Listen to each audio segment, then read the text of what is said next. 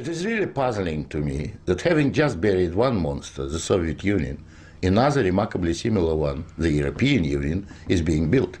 Exactly what is the European Union? Perhaps by examining the Soviet version we can get the answer. The Soviet Union was governed by 15 unelected people who appointed each other and who were not accountable to anyone.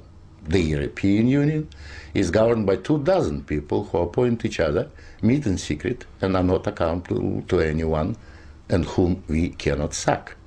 One might say that the EU has an elected parliament. Well, the Soviet Union had a parliament of a sort too, the Supreme Soviet, which just rubber-stamped the Politburo decisions, pretty much like the European Parliament does, where speaking time in the chamber is limited within each group and often amounts to 1 minute per speaker. In the EU, there are hundreds of thousands of bureaucrats with their huge salaries, their staff, servants, bonuses and privileges, their lifelong immunity from prosecution, which is simply shuffled from one position to another, no matter what they do or fail to do. Is this not exactly like the Soviet regime? The Soviet Union was created by coercion and very often with a military occupation. The European Union is being created admittedly not by armed force, but by coercion and economic bullying. In order to continue to exist, the Soviet Union spread itself further and further. The moment it stopped spreading, it started collapsing. And I suspect the same is true of the European Union. We were told that the purpose of the Soviet Union was to create a new historic entity, the Soviet people, and that we must forget our nationalities, our ethnic traditions and customs. The same seems to be true of the European Union.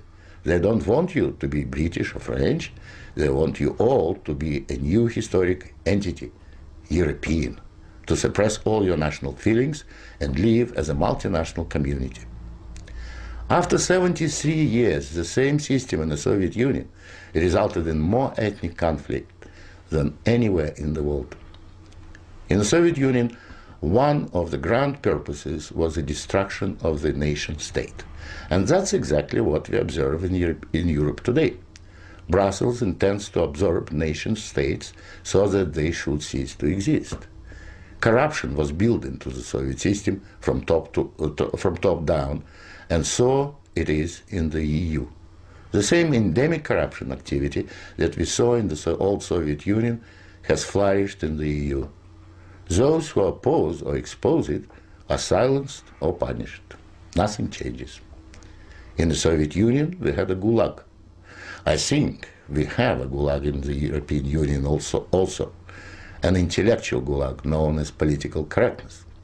When anyone tries to speak their mind on questions of race or gender, or if their views differ from those approved, they will be ostracized. This is the beginning of the gulag, the beginning of your loss of freedom. In the Soviet Union, they told us we needed a federal state to avoid war. In the European Union, they are telling you exactly the same thing.